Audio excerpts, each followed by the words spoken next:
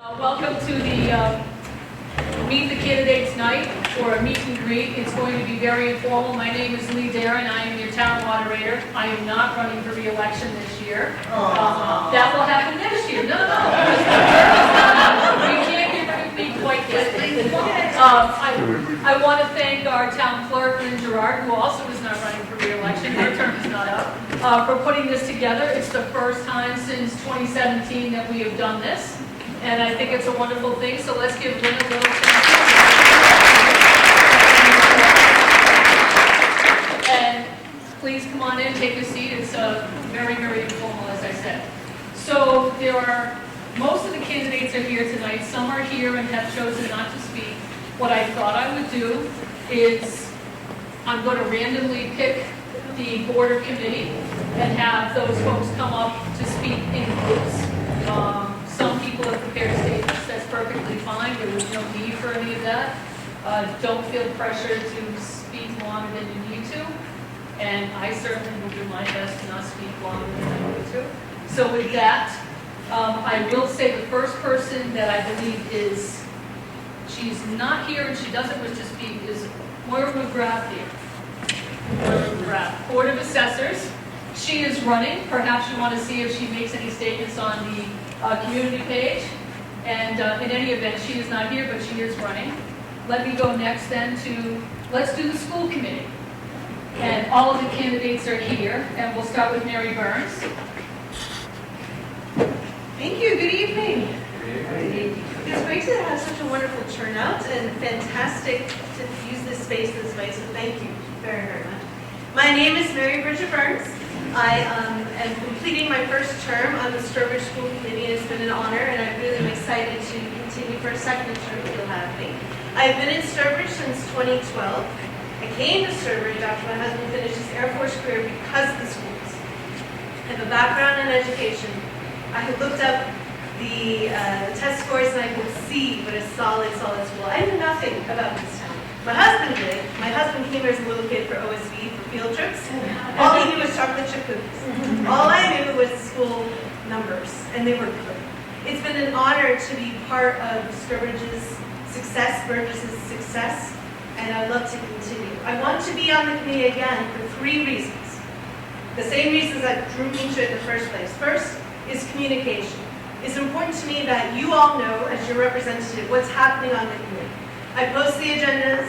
When I was a regular citizen, I would go to meetings and live Facebook tweets whenever we post about what was being said. I'm so grateful to Sturbridge Community Television for recording our meetings. So I want that to be part of your experience as well. 2, I want to bring an advocacy voice to this. I serve on the MSAC Rural Schools Committee statewide group. We are a rural town by the state's definition. That means we're entitled to funds that we have not received. Your tax dollars are not coming back to Sturbridge. I want to work to bring those back as best I can. And 3rd, I want to apply my knowledge as an educator to keep the schools running smoothly, to advocate, and for good stewardship. So I hope you'll have me. I humbly ask for your vote. Thank you.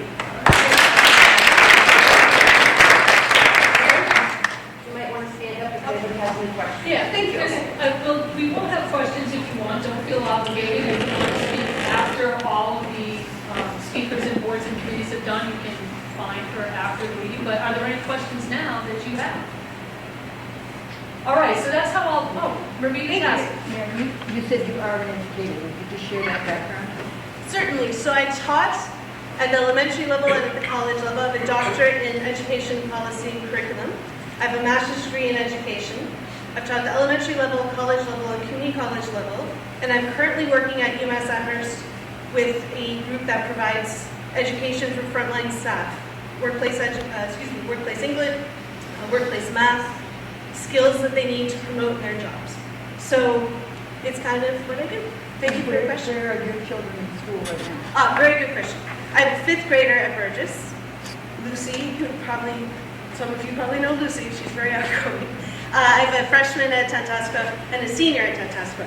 That senior has had almost all of her education here in Sturbridge, and she is really thriving because of the education she received here. It is solid. So it has been an honor to represent all of you on that board. Thank you for your questions. Please. You know something about the rural funding, can you elaborate on Yes. what that is and what we may have missed on? Yes, so there is a, What's the question? the question, thank you, the question is about rural funding and what we may or may not be missing out on. There is a commission that has decided how rural schools should receive funds because our needs are particularly different in Worcester and Boston. And the definition of rural is recalculated every year. There's 3 levels of ruralness, rurality. We are at the lowest level of ruralness. Just because we're an hour from Boston does not make us less rural. It's about population density. Holland is much more rural. Wales is much more rural. They get a bigger piece of pie in theory. But when this funding gets to the State House and they have to pay the bills, one of the things that gets cut and moved around is rural funding. Those dollars are managed very, very well by the central office, by Deb Boyd and others. But if we had more, we could use those funds for something else. So we get our rural funds, but we are entitled to a lot more than we are receiving. Okay, good question. Yes, You mentioned solid a few times, which is great. Sounds like a good place to be. yes. What does the board aspire to? Is solid good or? Fair what are you question. looking- So the question was about what does solid mean when I say the schools are solid? And that's fair. It's good to question that. So our test scores, our students' test scores are moving in the right direction. That's royalty. That hard work has been done by the teachers and the administrators, but the kids are moving in the right direction. As a school committee member, I don't make policy. I don't decide curriculum, and nor should I. That's why we've hired the teachers and administrators to do that. But what I can do is make sure that those dollars are being used in a way that is logical and efficient and effective. So when they want to buy a new curriculum, we're doing so in a way that is making sure it's the best curriculum for our dollars. And that has been rigorously analyzed, that we want to use this for good purpose. So the choices being made, I think, are very well-informed, I almost said it again, well-informed and backed by a lot of research and good practice. Thank you for these questions. They're very good. All right, what a great lead-off hitter. Yeah. No one should feel pressure to try to do that. Be yourself. Clearly, we have something that is very articulate. Everybody brings strengths to whatever office they aspire to. So, continuing on the school committee, let's have Amanda help you. Right. Hello, everyone. My name is Amanda Hellier. I just came from a red dress event for American Heart Association. I did not come from a funeral, so I apologize for that confusion. Mary, wonderful job. As you can see, I'm not running to run against anyone. We have some great people on this board. I'm just running to add to it. So I worked in education previously. First found passion actually in rural South Africa, realizing, oh, I'm the only person in this school from my small group that's loving teaching, so why don't I be a teacher? So I taught in rural South Louisiana, and I taught in Mississippi, and then I did Teach for America as well there, but then also in Springfield. And after that, I taught at Tantascwa. Through COVID, pregnant mask, I taught special ed math, regular ed history, and then I was a curriculum specialist in Lawrence and UMass Lowell for the Teach for America Teachers Come in Massachusetts. So I'm very passionate about education policy. I had the privilege for a few years of teaching the new teachers coming into our Tantascwa School District on practices related to social emotional learning, cultural competencies. So that is a little bit of my background. However, I currently serve as the district director for the Worcester and Hamden Senate District. So what that means is I navigate relations with municipalities and nonprofits and just stakeholders in these communities. So you'll see me at senior centers, and I bring that up just because I do have a pulse on what's going on at the state level, but I also have a passion for being a bridge for people. So figuring out what are your needs and how can we help get you to where you're going. So when it comes to rural aid, I understand that Burgess isn't getting any piece of the pie. However, Tantascwa is. So how can we cultivate that? How can we leverage that? So a few of the other schools in our community are getting something. Maybe they can utilize funding, so they can choose funding sources that can also benefit our school, whether, I know this year, in the past, you guys have utilized bus spending to try to shift some money around that way. But so anyway, rural aid is definitely a big topic. Chapter 70 formula needs to definitely be changed because we're a minimum school, so we only have $150 per student coming in for minimum, so for supporting our students through that fund. So anyway, I will leave it at that, but happy to take any questions. I also have 2 kids, 3.5 and 1, so that's the main reason I'm here. And, sorry, I do have one more thing to say. I was a Burgess there, however, we did vote in 2003 when I graduated to be the Mighty Mountain Ducks. So I am not going to form a petition to bring it back, but I just want to acknowledge that existed. But anyway, yeah, happy to take any questions. All right, thank you very much. Thanks.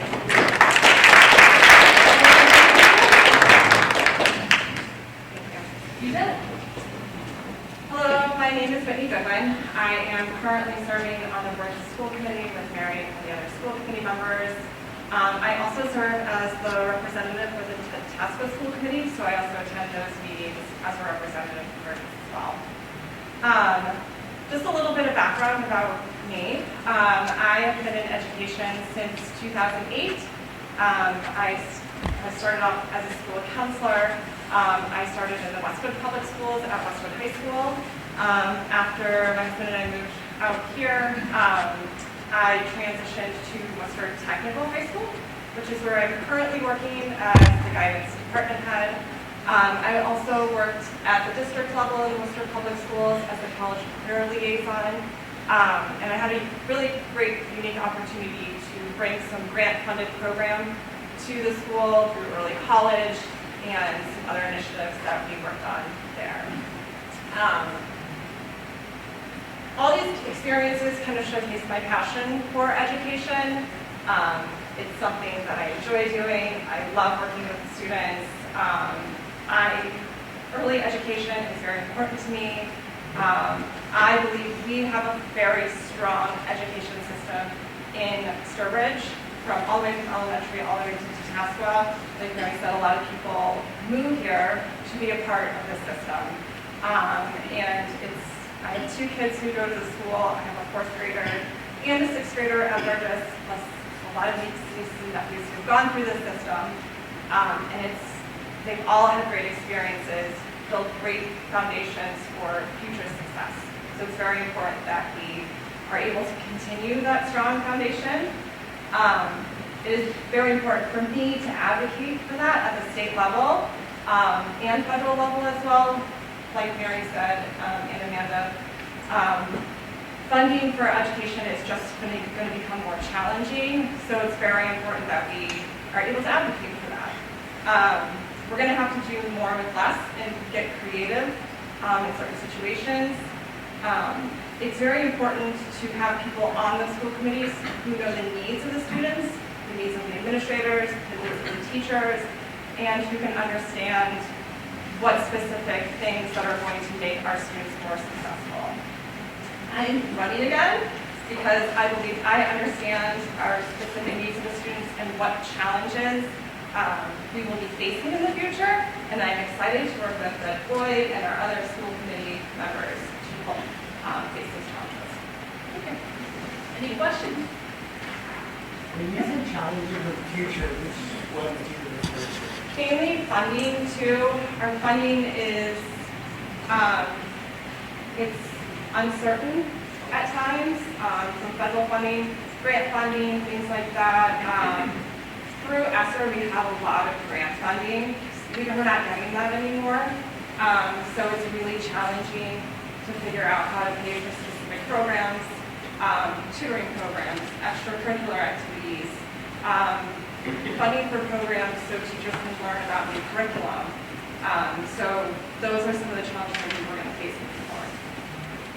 You mentioned getting creative. Yeah. Yeah. Yeah, so there's a lot of programs, private funding where you can apply for certain things.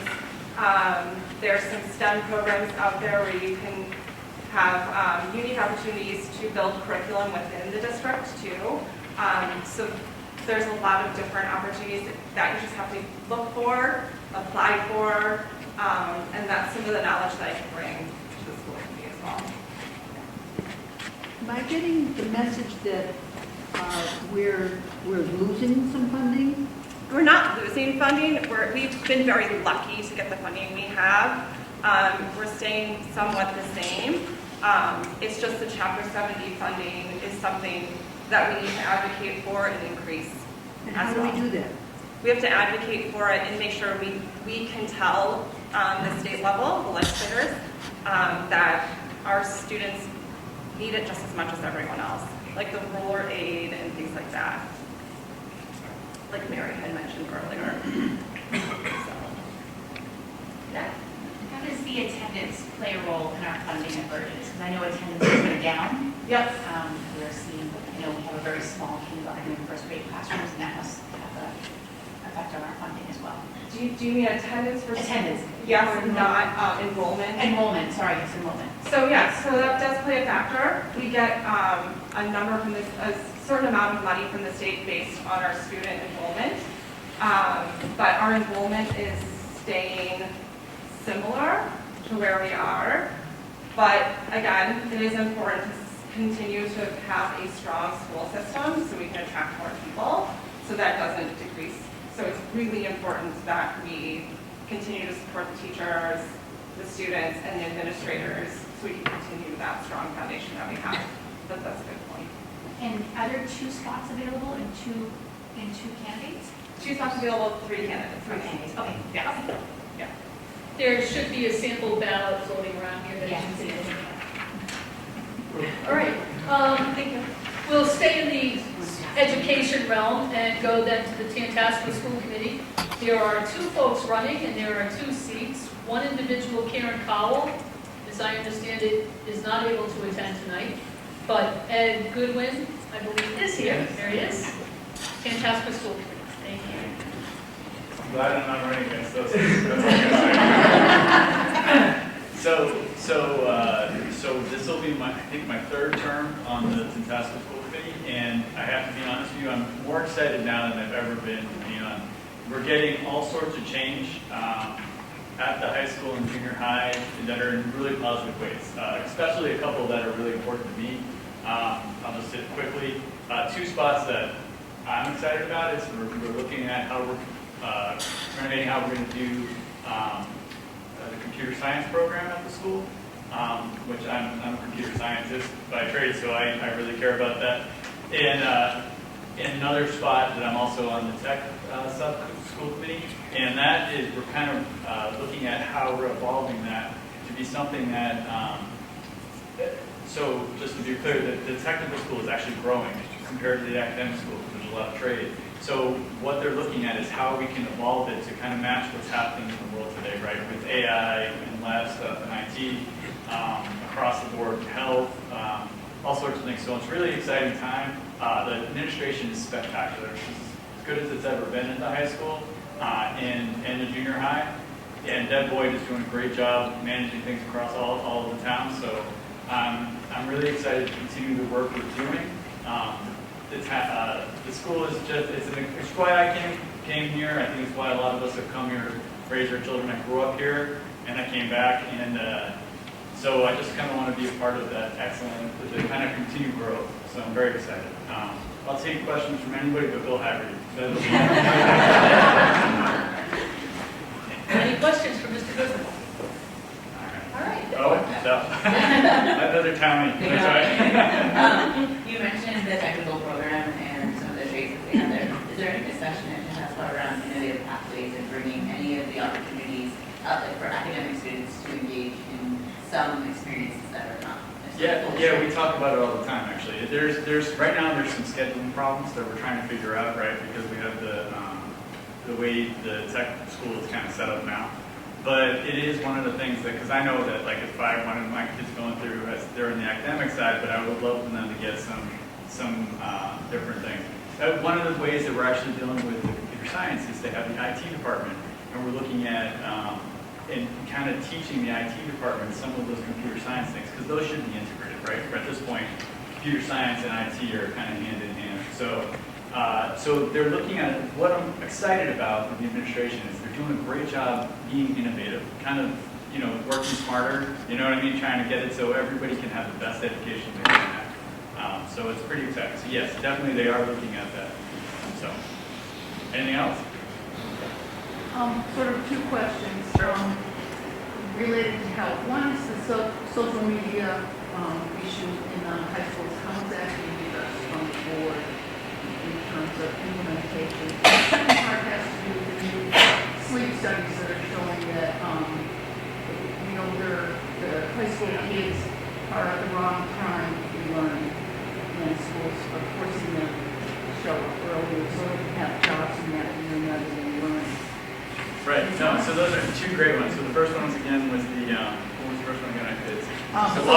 Social media. Yeah, the social media. So one of the things they're doing, like during the school, and they have started at the junior high, is that actually when they came in with their phones, they have them in the bags and they lock them up so the kids couldn't be using their phones during the day. And that was so successful at the junior high that then went and did it at the high school. So so that's one thing during the school day, how to kind of like help with focus. I know they have all sorts of, like, through the health program, they're working on, you know, social media, how to, you know, what are the guidelines and rules, and kind of teaching the kids about how to be in social media in a healthy way. So it's a focus, and then also, you know, it's something we talk about all the time, like guidance and everything, like in the school psychologists, like how, you know, it's a topic that's always brought up, and the administration is doing a really good job staying on top of it. So. And then in terms of that, I hear you, and I bring it up to Deb all the time about the switching. What you're talking about is there's studies that show that little kids should be getting up earlier, and the older kids should be going an hour later, and that's just naturally what they want to do. And it's a logistics problem for us. I think it's acknowledged. Everybody kind of agrees the data's there. That would be better. But in terms of having the 5 pounds, we talked about it, it's logistics. But I'm going to bring it up again because I said I got asked about that. I'm not bringing it up. The kids with their, how do the kids take it when the phones are put away for the day? It's fine. Yeah, initially there was a little resistance, some parents being like, hey, what happens if I need to talk to my kids? But other than the initial bumps, it's gone really well. How long has that been going on? I want to say 2 or 3 years now. That's correct. It's been moving up with the kids as they get older. They're fun. The adults are the ones that got so. Yeah, exactly.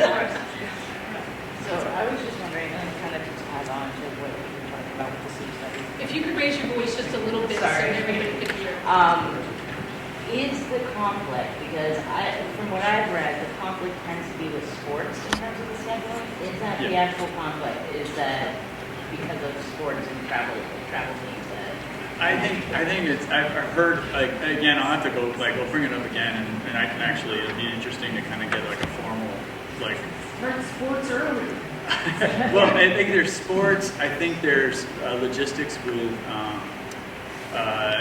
kids and like after school, like having the older one home before the younger one. Like there's logistics that we're used to it this way. So to make the transition is difficult. Like everybody set up their days around, you know, what's happening right now. So parents are, you know, they'll expect to have the older one home and stuff like that. So, but also sports is another part. But in sports, this is handled in other places, right? In Eastern Mass and other, there are school districts that are having it switched. So I think it's stuff we could tackle. I just think that, you know, we have to figure it out. It takes some time. So. Thank you. Anyway, thank you very much.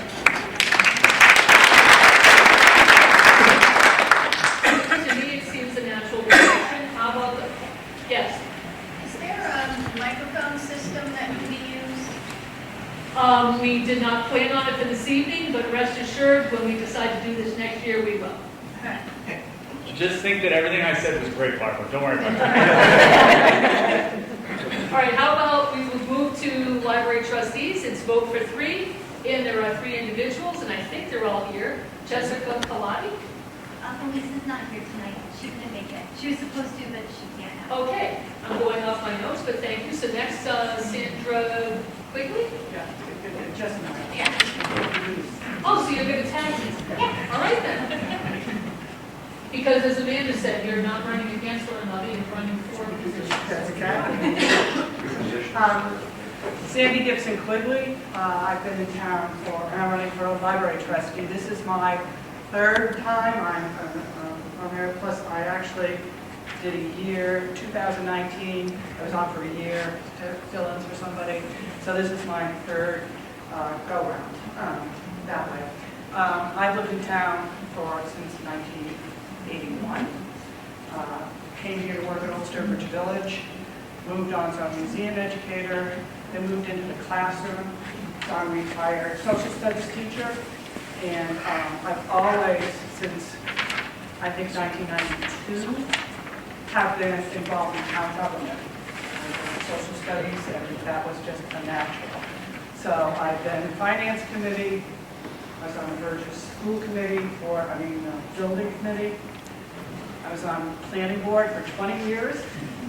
And then moved into the library trustees, which is a fun board. You've earned it. I've earned that. Thank you. And also, once I retired, honestly, one of my all-time favorite jobs that I was finally able to do was to work at polls, be an election worker, which I absolutely love and always wanted to do since I was in high school. But anyways, library trustees. We are responsible, a lot of you don't know what we do. We're responsible for the custody and the management of the library. We adopt the library, we take care of the library policies. We have our own bylaws and procedures. We support and approve the budget, review the budget that goes to town meeting. We look at that and make recommendations, and we also keep informed of what's going on and improve the spending. Not the Friends spending. The Friends library spending is different. That's all the programs generally, but we improve all the other parts, staffing, etc. We also do strategic planning, where we want to see the library go. And we are responsible for the building. The 130-year-old, almost 130-year-old building, and the nearly 40-year-old addition, the addition. I love the library. Everybody loves the library. If that would be my other choice, would have been a librarian as a career. And I think our library is really special. So anyway, so I'm happy to be on the committee with a really lot of good people, and Jess is one of them. I'm Jessica Branco Pilati. I am also running for re-election to trustee. This will also be my third three-year term. I moved to Sturbridge in 2013, and I am a librarian, but not here. And I'm chuckling because we have other trustees in the room tonight, so talking about things like responsible for the building and the planning. That is my day job for the other 300, and I will speak up. That is my day job as the Mass Board of Library Commissioners, which is where I'm the preservation specialist for the state, to travel to libraries all across Massachusetts and help them with their preservation needs, help them with their planning and their collections. So I like to give back here to Sturbridge and help support things like the 125th Anniversary Committee, the local history collections, concerns about the building and environmental issues, both for patron and staff comfort, but also for the well-being of our collections and the investment we've made in the resources. And just over the time that I've been a trustee, I've been able to be part of the Volunteer Committee. I've had opportunity to be at the Stewing Over Mysteries and other events that happened, including one last night. And it's just how I give back in what I do. Thank you. Question? Yes. Sorry about that. Full disclosure, I'm a former library trustee. What's the biggest challenge you guys see in the next couple of years? The building. Building. Okay, what- I mean, tell me about our, You all may remember the, sorry, this is a very. We will have in this room. So for a few years ago, there was a warrant for the HVAC system. Thank you all for your support for that. And that has come on board and made improvements in the consistency of the climate, temperature, and safety and well-being of the building. We also have the original elevator to the addition, and I don't know. This is elevator. It's, yes. Same issue. Same issues. That is currently a modernization effort, is being worked through the process. And we do have, aside from systems and other issues in the aging addition, as well as the original building from the 1890s, we're growing out of the building. Yes. And it's amazing when you see the statistics on programming, participation, collections, what people are asking for from public libraries today, that our building is wonderful, and we love the Joshua High building, but it is a challenge to the staff every day to do everything they want to do. And if you visited some of the other libraries in our part of central Massachusetts, you can see what the possibility of what could be. We don't have plans, we just know that we are squeezing a lot into a small space. So I think that's it, is how to continue to use that space to get the most out of it for the community. Yeah. Thank you. Thank you. I have one quick question. So you just said, what would you like to do with the existing building in terms of adding on to it and changing it? We In have other words, proposed you have and we something have. you want to do, but you Yes, can't. we have some money, we're going to be asking for a little bit more money for an outside program area, which is opening on a deck on the back side, well, actually on the common side.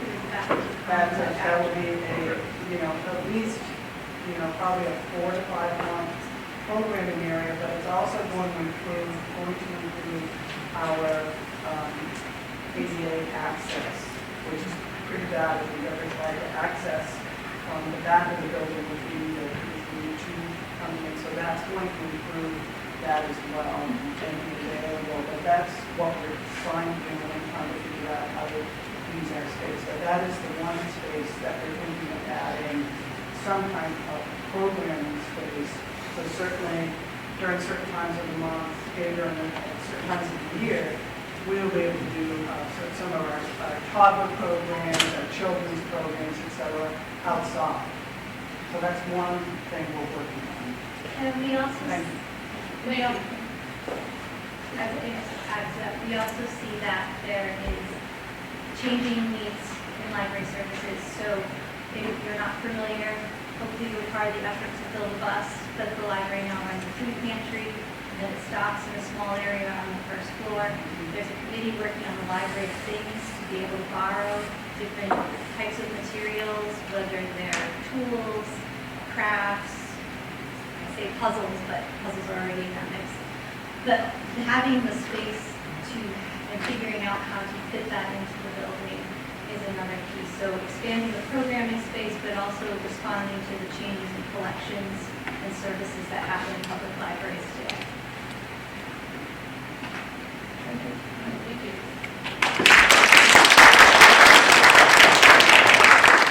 There's one person and one position open for constable. He is not here tonight, but Constantine Economos is running. Why don't we move on to Recreation Committee?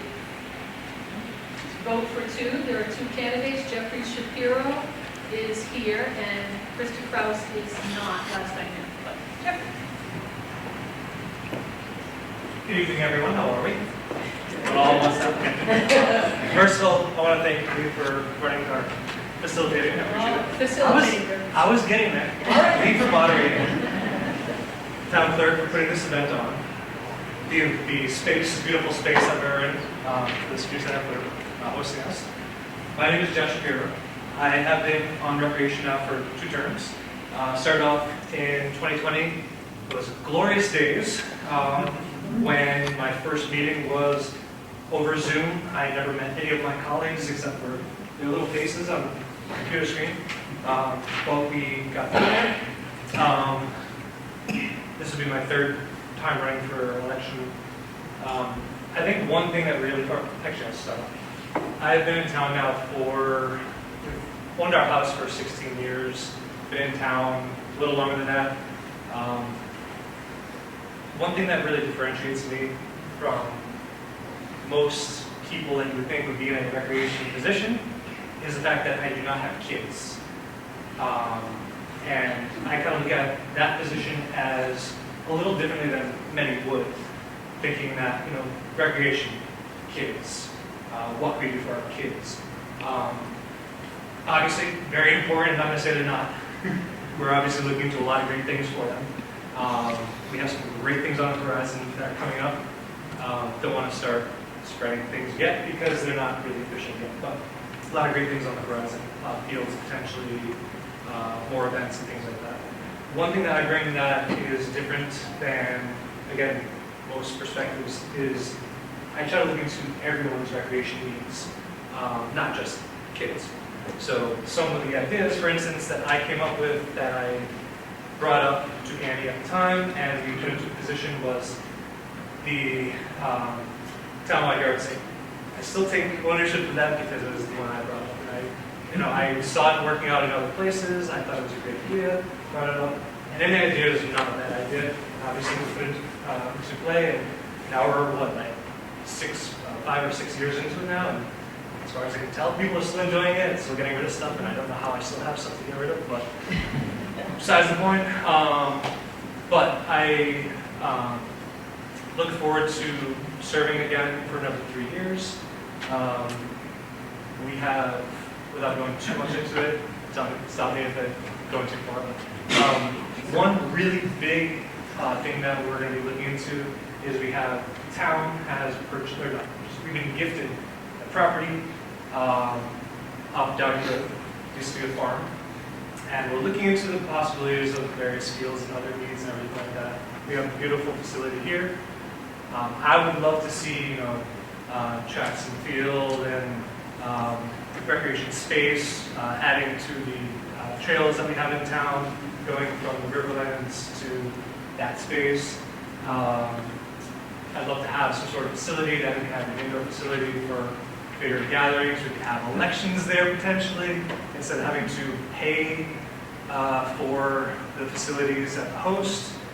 So a lot of great options coming up, but that's just a little teaser. I'll leave it at that. I graciously ask for your support. I know it's not necessarily contested election on race for that, but I do appreciate your support, and I'm here for any questions. Thank you, Jeff.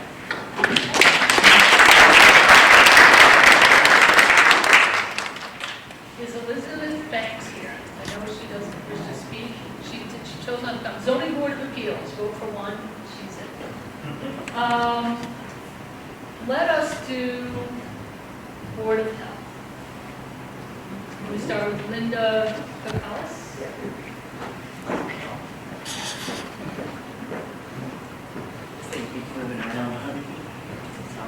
Hi, I know some of you all here, but I might not know everybody. But my name is Linda Cacalis. I've been on the Board of Health since 2008.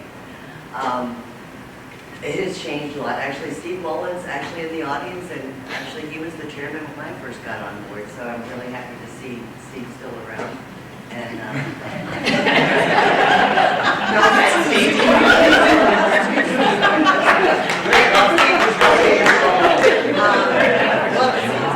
Anyway, so it's really exciting to see, and I would bump into Steve once in a while at the recycling center or at town meeting, and just a quick chat to say what's been going on the Board of Health, and we've come really, really far since I first got on the board.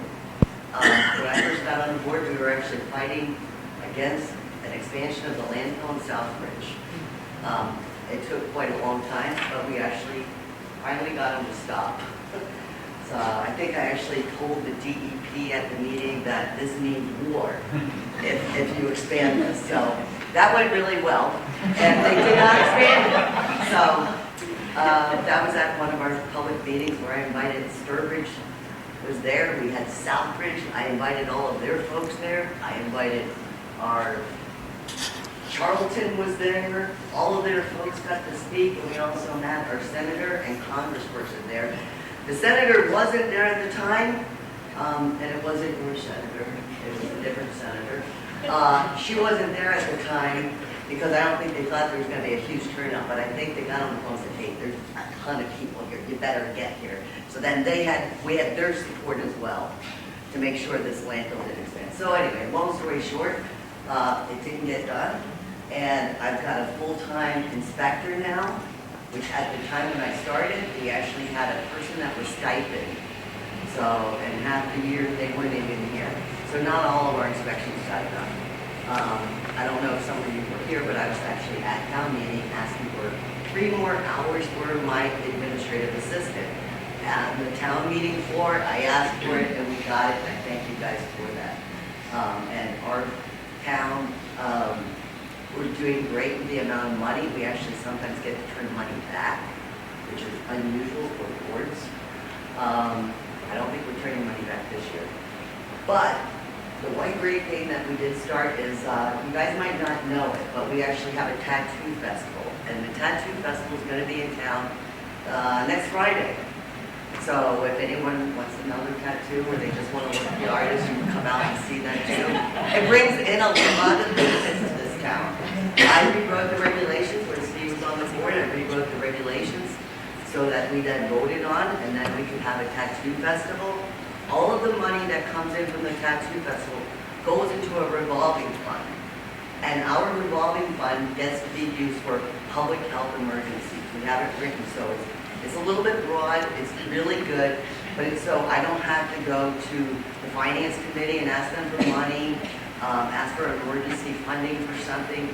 If we have a public or a water situation in an area of town where we need to get all these residents wells, because we've had one of these that did happen, we have all their wells actually checked for any type of pollutant.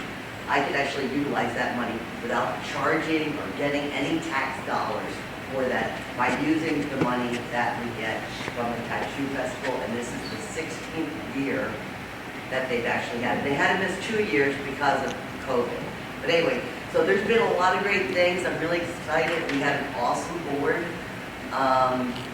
Unfortunately, one of my board members did pass away, who was on the board for a really long time, Rich Volpe, who was awesome, who supported everything that our board did and everything with me.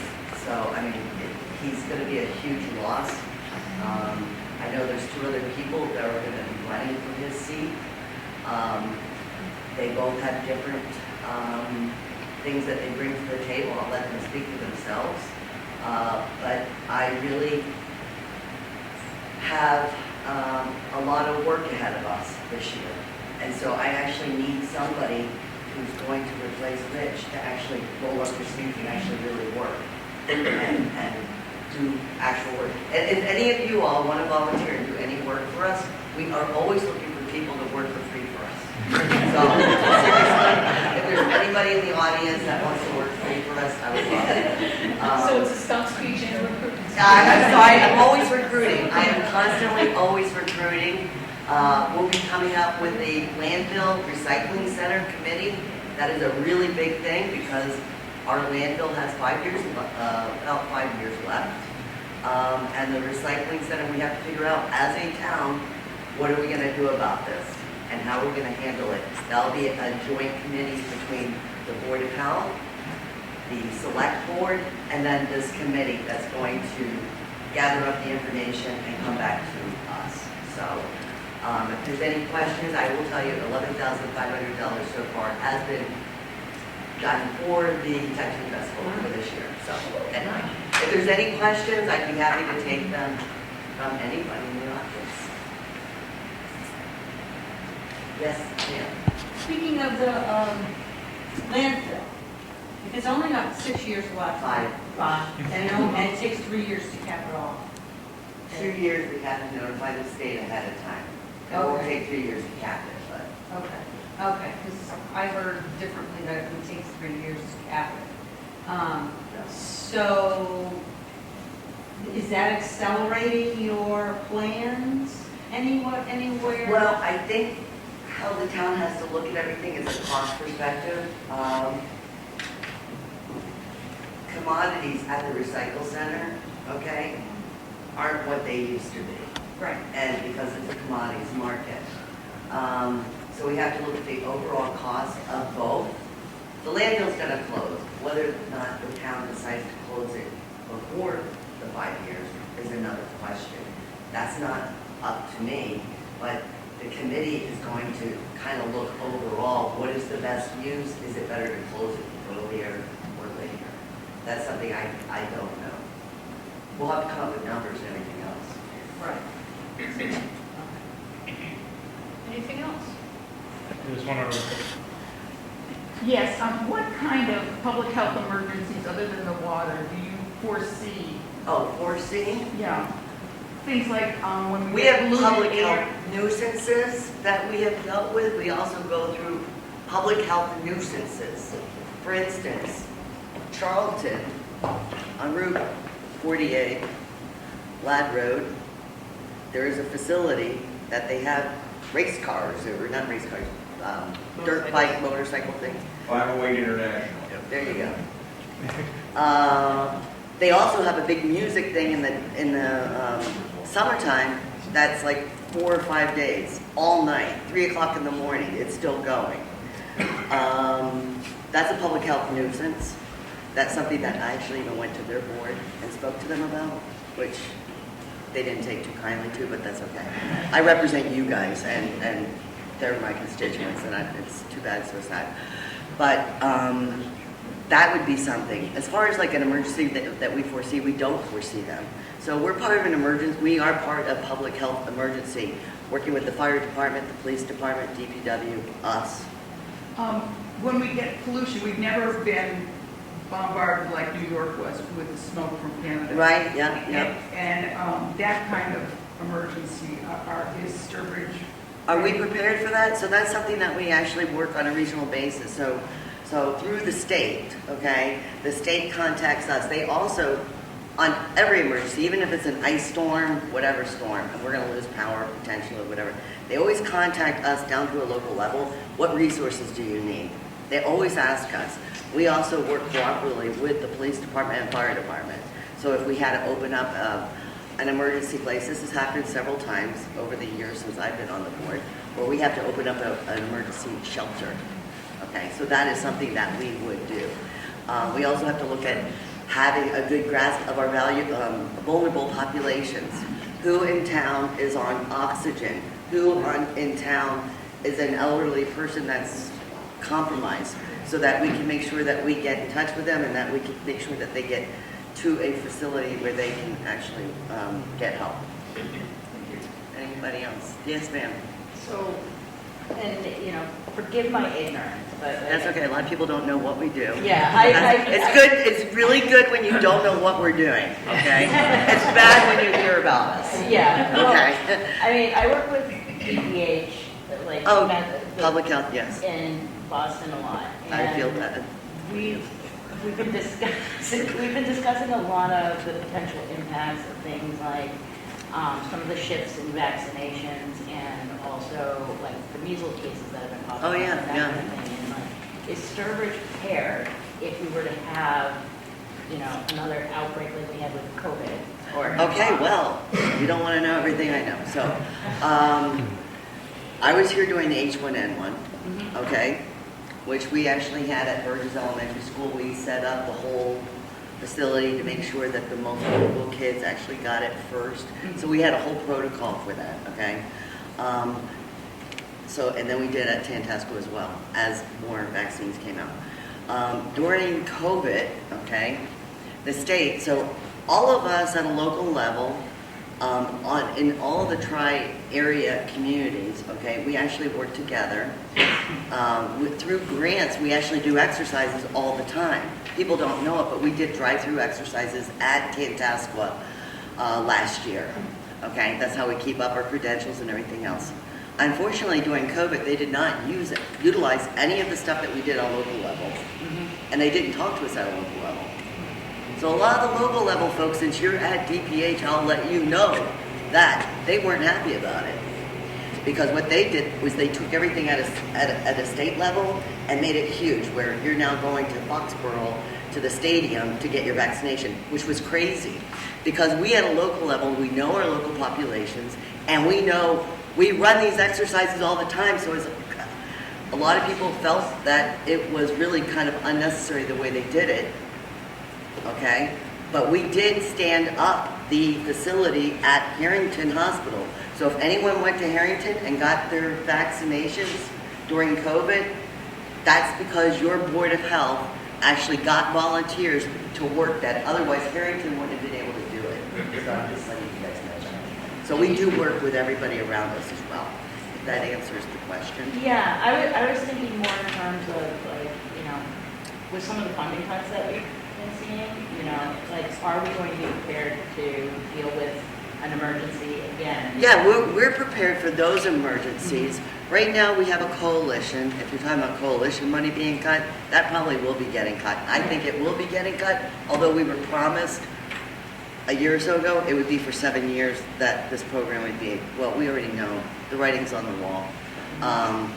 Sturbridge isn't going to be losing really anything of that capability other than it was a really nice to have thing. I had like a couple of backups from that, but it wasn't anything that we were, if we lose it, it really hurts us. It will be hurting some of the rural towns though. Some of the towns that don't have the amount of staffing that we have, because we are very lucky that we have a full-time staff in some of these positions that we didn't have before when I first got on board. So we're in good shape. We do have memos of understanding with other towns too. We've always had that across the board, so that if we ever need anything, I'll let you know. Yeah, so it's great to have policy discussions, but this is a meet the candidates night, so let's move on if it's all right with Any other everyone here. questions? To move on to. I'll be happy to answer them Karen, after everybody gets to talk. Okay, thank you guys very much.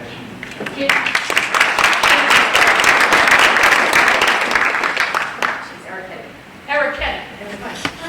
My mother-in-law would be so proud of that pronunciation. Hi, And everyone. thank you for helping me out with that pronunciation. I appreciate that. That is really difficult to follow. Thanks, Linda. Sorry. It's okay. My name is Karen Arquetti. I am a resident of the Podunk Road area. I love our community back there. My husband and I moved here about 3.5 years ago. And we actually moved for probably a reason most people don't think of Sturbridge. I wanted quiet. I've been working and living in cities for most of my existence in the last couple of years, and we decided that we wanted a space that felt like a real community with real people.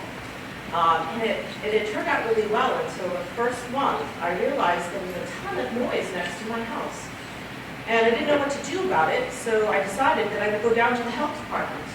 And the reason I did that is because I'm a doctor of public health. My entire life is about public health. And I made a complaint, which is very characteristic of Karens. We do this. Yes. And I'm really good at it. So, long story short, I met Linda. Linda actually gave me a call rather quickly to figure out what the issue was and what the problem was so she could do something about it. And the rest is history. I absolutely love living here in Sturbridge. I have a daughter who's 8 years old. I have 2 dogs, sometimes 2.5 because I run a dog rescue, so I foster sometimes. And I absolutely live and breathe everything public health. I'm a public health professor. I'm a professor of public health and community medicine at Tufts University School of Public Health. So I teach and stand and talk and project all the time. Thank you.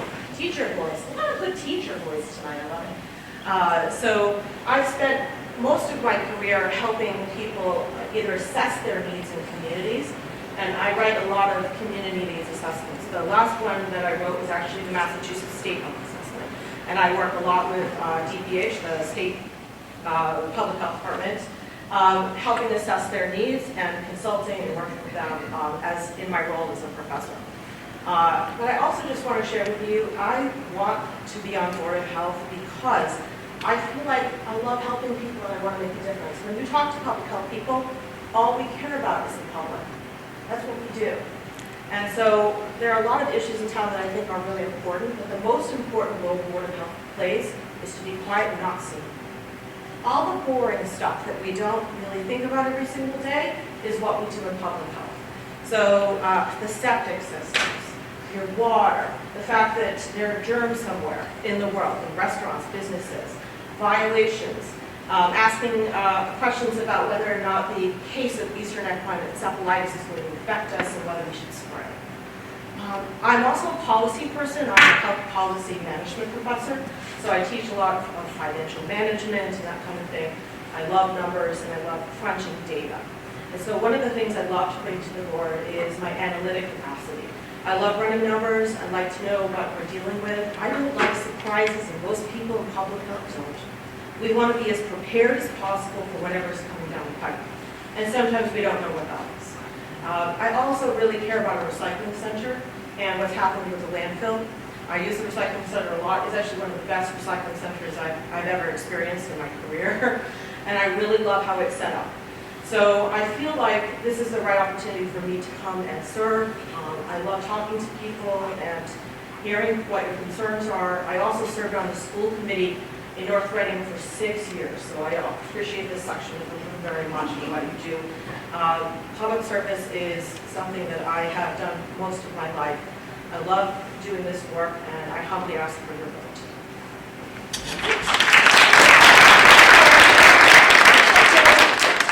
Any questions? Yeah, I've got a question. I mean, it sounds like you've got policy that, kind of, a depth of experience is hard to find any. Can you tell that to my husband? Steve, can you speak up? Steve, we can't hear the question. Speak up. Steve, speak up, But speak up. anywhere, as I'm sure you know or suspect, that in a small town, you need more policy, you need to be able to hands-on actually implement policy. Yes. How do you handle that? Implementing policy. Implementing Yeah, the policy. Can you stand up, Steve, because they can't hear? So I am happy to repeat the question if you like. There you So, Oh. Steve, you're that Steve, okay. Yes. And he's still Earlier here. conversation. So the question is about sort of, just being prepared for policy. I'm a very strong policy person, but then it comes time to actually implementing the big ideas that we have in the strategy. The way that I think about that is implementation is everything. You can have the biggest, grandest ideas if you don't know how to implement them. For example, when do we close the landfill is a strategic question. That we need to do consultation with the community to figure out what our plan is. But the best way to do implementation is to be prepared for whatever we're going to do there. And we have one of the most capable health departments, frankly, in the state. Those folks are prepared. I talk to them. They know what some of the options are and how they would pursue that. And they've really thought ahead of what is happening in 5 years. What are we going to do? And so you have to have a very good plan. You have to consult with the community and decide how to do it. And then when you get into implementation, you have to figure out, do we have money for it? Not because it's politically feasible, but do you have money? Do we have the time to do it? And, what are the implications of doing it? Will we have unintended consequences from that? This sounds very academic, I'm sorry. Very professor too much. But I do think that implementation comes with will and also expertise. We have the expertise in the health department. They're an exceptional group of people. They know exactly what they're doing. I train public health professionals, so I know one when I see one. They are absolutely wonderful, and we are extremely lucky that we have them. So I'm not worried about implementation because I know we have them. Thank you. Yeah, other questions? Yeah. Woo. Mine's generic, I was going to ask you this. Okay. 5-year life expectancy of Murray landfill. Who makes that call? The state said we have 5 years next No, year. no, the state. That's So we already know that we have about 5 years because that work's already been, I can probably answer that way. Linda has the history that I'm talking. Yeah, she won't know, but we have engineers who actually look at all this stuff for us, with the rail. Based on She based on history of other landfills, how long they've lasted and stuff. No, it has to do specifically with us, with our landfill. Is it? Okay. What happens when you didn't want to Stand up. Oh, no, I wasn't cutting, I was asking you to. Stand up. Speak up, speak up, so that- No worries, no worries. Anyway, what happens is that surveyors go out and they actually measure the landfill. How big it is, and the volume of it, thank you, Linda. And we have a maximum capacity, maximum volume that we may put. You know, and it's horrific, you know, how much is going in. Based on the footprint of the land that The footprint and the slopes and the drainage system and the whole thing. As Linda says, civil engineers, you know. Yeah. That's hire the technical folks to do those measurements. You know the rate at which the refuse is coming in, and you crunch those numbers. Tell you more about it. And if the pills get higher and higher and higher, pretty soon we've reached the cap. And you crunch the numbers, and what you're seeing is 5%. I'll be quiet for more questions. Actually, never brought up the light. We'll interject now. Policy discussions are wonderful.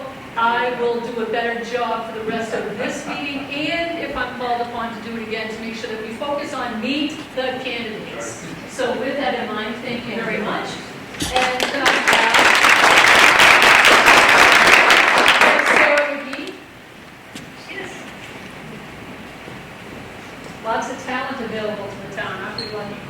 Thank you, and thank you for this opportunity to come and speak with you. I know some of you in the room, and for those that I don't know, I look forward to getting to meet you. My name's Sarah McGee. My husband and I moved to Sturbridge in 1990, so we've been here quite some time. We have 4 children that we've raised here, and they went through the school system. No one now currently lives at home, unfortunately, or fortunately, but they're all doing well and based in their great education. I'm a physician by training. I'm an internist, and I've done additional training in geriatric medicine. We moved here at my first job after training was as a geriatrician at UMass Memorial, and we've been here ever since. It's just worked. Why am I running for the Board of Health now? I am semi-retired, so I'm not doing clinical medicine anymore, but I'm doing some administrative work and some hospice work. And now I feel like I have some time. Up until this point, I really haven't had additional time to give back to the community that has been such a big part of our lives. So that's why now. My background is in health, obviously. I lived through and worked out in Worcester during COVID.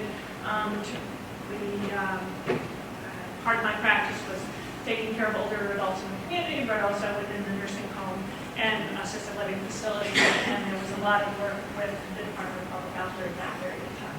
Challenging for everyone, but particularly challenging for older adults.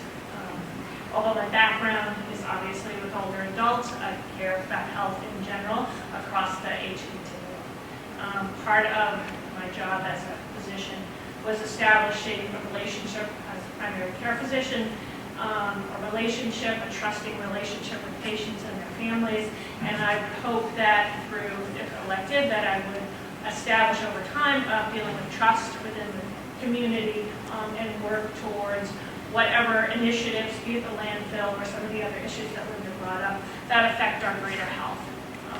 And also another arm of this is being an advocate for health in general, an advocate for our community, and for bettering the health of our community. Any questions? Step 1, yes. I have a quick question. I'm curious how you plan on using your physician background to support the mission of the board. Well, I should also say, so how would I use my Sarah, yeah, oh, you were going to repeat the question. I was going to. Go ahead. Oh, yeah. No, go ahead. What I heard was how would I use my background as a physician in health in this role. I would also say I have a master's in public health as well, from many years ago, just as an aside. There's also the other, as Linda mentioned, I think that, or many of you probably know, there's 3 members of the Board of Health. The the other. Linda is the chair. There's currently an open position, and then Dr. Faison is the other member of the Board of Health who's a physician training as well. I think I come from it. Karen has, fabulous credentials and works in public health, and would come at it from a different perspective, and in terms of policy development and implementation and such. So I'm coming at it from a very different aspect, I would say. And I just think that from my medical background, I'm not that I want to medicalize the Board of Health by any means. It's more just bringing my medical knowledge and work with patients and families as well into this role. Thank you very much. Is Elizabeth Banks here? I don't think so. She is running for the Zoning Board of Appeals. One vote, one candidate, one open space. So I believe that leaves us with the Board of Selectmen. Board of Assessors is... Oh, do I have? No, Oh, assessors was Maura McGrath. She She was not. She's on it.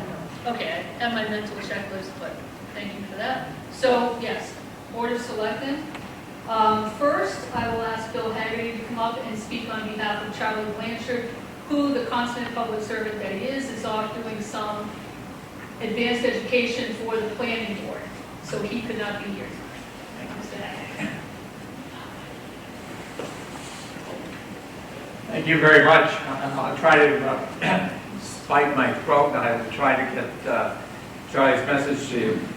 As the Planning Board's delegate to the Central Massachusetts Regional Planning Commission, I must attend the quarterly meeting of the Commission this evening, and unfortunately can't be with you in person. Bill Haggerty has graciously agreed to read my statement on why I'm running for the seat on the Select Board.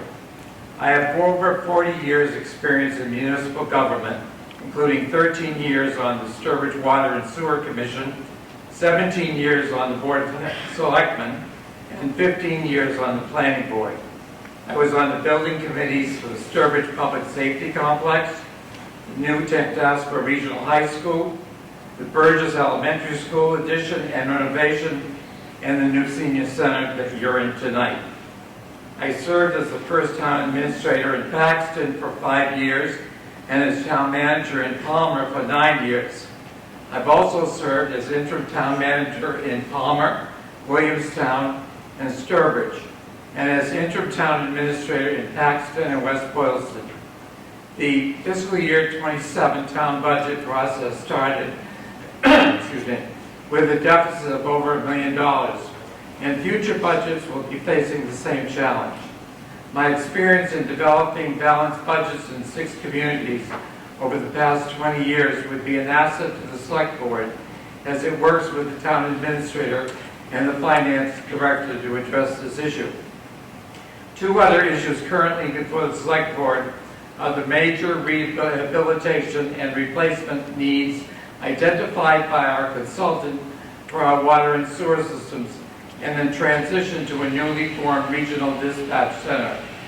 My work on the Water and Sewer Commission and in Palmer with major upgrades to the sewer system, as well as the experience with the regional dispatch in all 3 communities that I have managed, would also be beneficial to the board.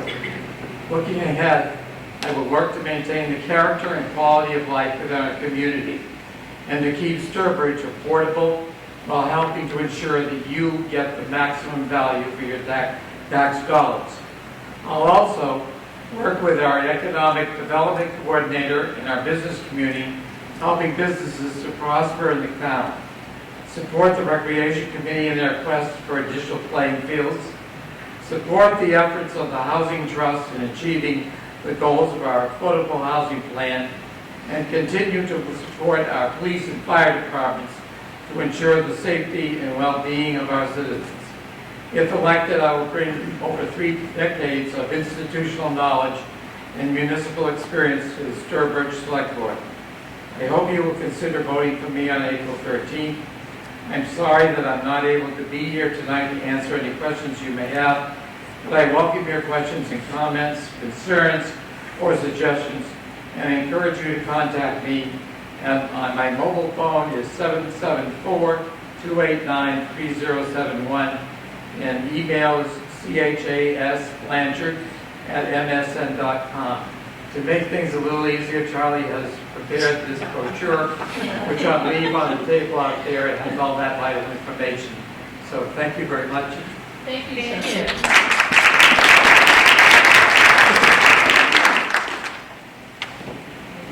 Next candidate for the Board of Selectmen is Mary Lou Ball. I'm told a woman of few words. Good evening, everyone. I'm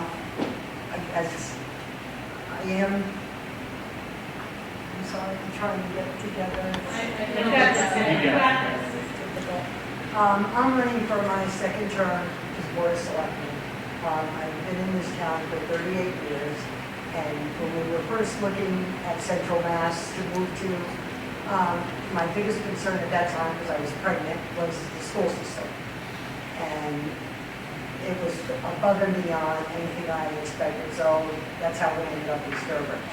I also did serve on the Tantascwa School Committee because having kids in the system, I wanted to see what was going on. I had a better understanding of the system, how it operated, what their needs were versus their wants, and I think that's helped me.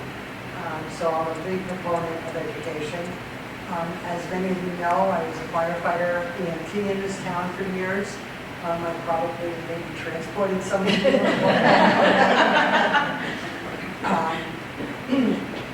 And to me, public safety is my #1 concern in this town. You don't realize what goes on behind the scenes of a fire department or a police department until you've been there and what they experience on a daily basis. You know, people will say, oh, well, we don't have fires all the time. Why do you need all these people? It's like an insurance company. You don't need it every day, but when you need it, you want it there. And it's very important for the safety, not only of the community, but the firefighters and the policemen, that they have the resources that they need. I also served on Park and Recreation for 15 plus years, so that's a big part of my life. Not only for the kids, but for the adults in town also. We tried very hard for years to get ball fields in this town, and Jeff, I'm glad to hear that little mention of ball fields again. I know it's a big expense, but it's something that I think this town needs. Also, the role of the Board of Selectmen is to have a great understanding of the local issues and to be a big commitment to serving the community. So far, I think I've done that, and I don't have the municipal experience that Charlie had, but I've been on both sides. I've worked for the town, and now I'm trying to help serve the town, so I understand the needs of people. That's it. Any questions from anyone?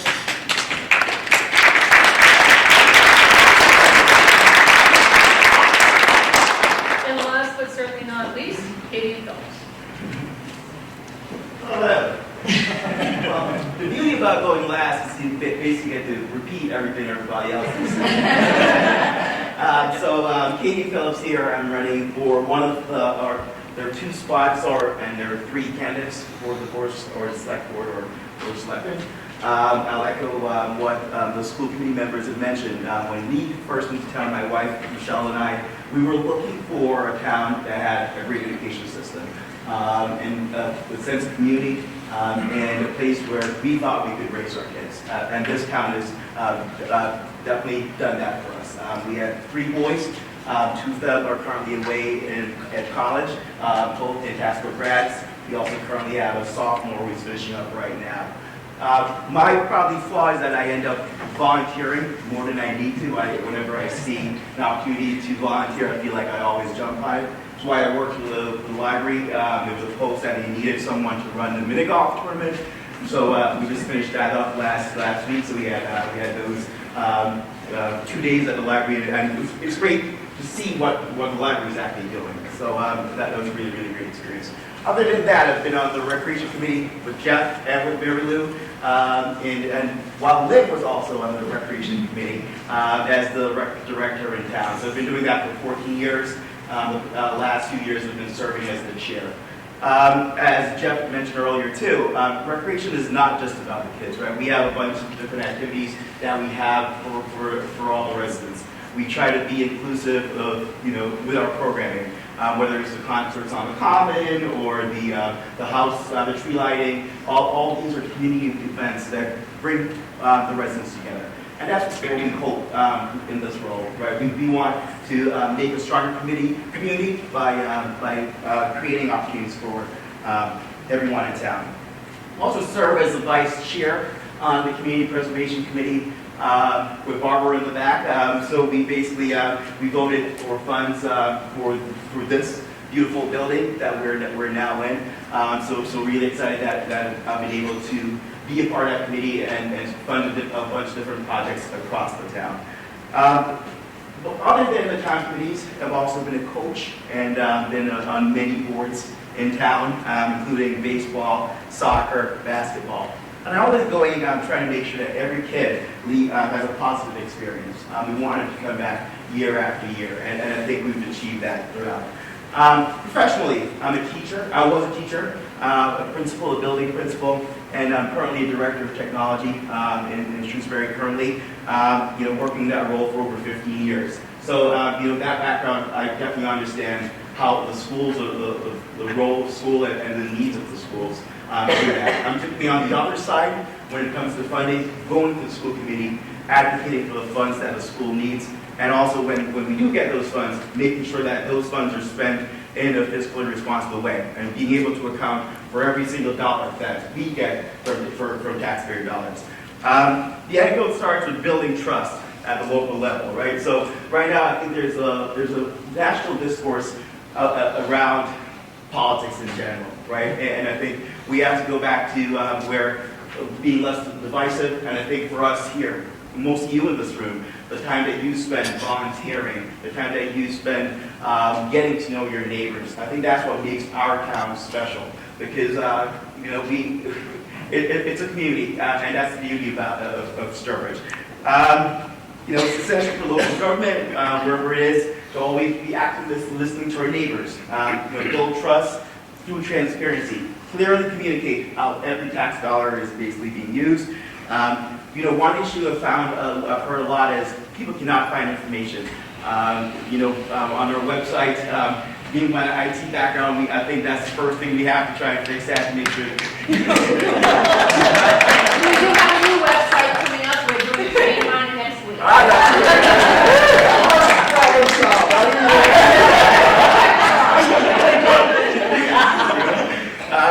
But for me, I think with my background, being in education, being on the other end, again, being someone who it's about community building for me typically. Try not to be divisive, and I want to bring like fresh ideas, and new fresh eyes to see how things are being run in the town and how we can help. In IT, we're always trying to figure out what is the problem and how can we solve them. Next thing I'll ask is, this is how we do it. Why? Right?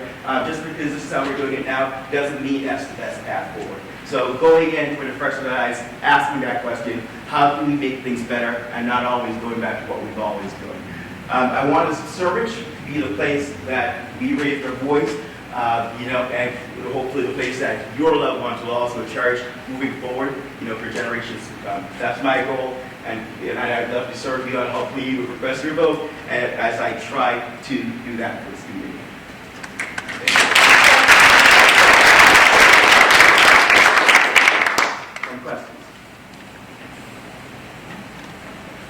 All right, then I will say thank you, people. I will say thank you all for coming out. Thank the candidates for coming out. I am really happy as a taxpayer and a voter to see the level of talent that we have. I'm generally aware of it, but the fact that there are others that want to serve is wonderful. I think for the first time in 9 years, we've had this type of event meeting the candidates, so thank you to Lynn, our town clerk. And yes, there were bumps in the road, so I'm certain that Lynn would be criticism besides the microphone, which I'll make sure if I'm asked back that we'll have that. But if you have any ideas on how we can make this more effective, should we do it again next year, I'm certain she'll be happy to hear from you. And with that, thank you very much. And I just want to say one other thing. April 13th, Monday, is our local election at the Host Hotel. We will be in the ballroom this year. There was a little mix-up with the host, so normally we're in the Commons. We're going to be in the ballroom. So we'll see you on Monday the 13th. Absentee voting will be starting next week. So we have absentee in person, and if you do need an absentee ballot, applications are online, and they're also available at the town clerk's office. If you do need to get in touch with a candidate with any questions you might have for them, you can reach out to the town clerk's office, and we will make sure that we get you their email or number. Thank you.